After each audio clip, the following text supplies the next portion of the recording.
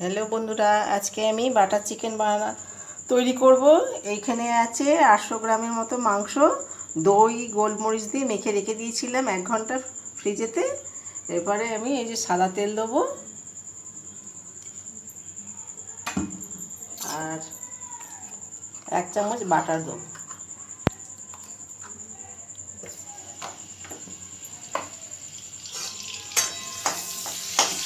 এই দুটো পেঁয়াজ আমি বেটে রেখেছিলাম, সেটাকে দিয়ে দেবো।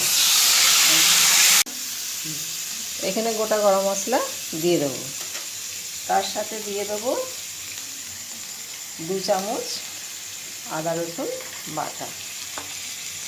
আর এখানে আছে 1/2 চামচ ধনে গুঁড়ো, 1/2 চামচ জিরে গুঁড়ো, 1/2 চামচ লঙ্কা গুঁড়ো আর একটু কাশ্মীরি গুঁড়ো লঙ্কা দিয়েছি। এটাকে একটুখানি কষবো।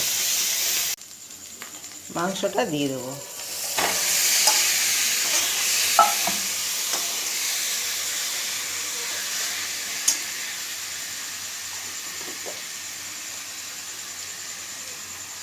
স্বাদ অনুযায়ী নুন দিলাম,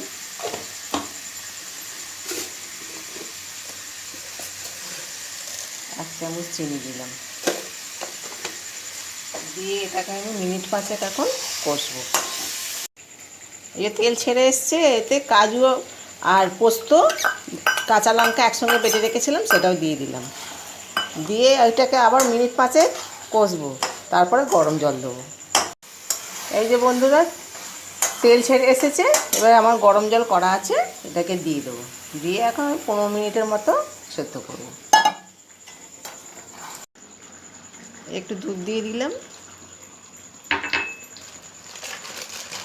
একটু কসুরি মেথি গুঁড়ো করে দিয়ে দিলাম, আর সবশেষে একটু বাটার দিয়ে দিলাম। হয়ে গেল বাটার চিকেন।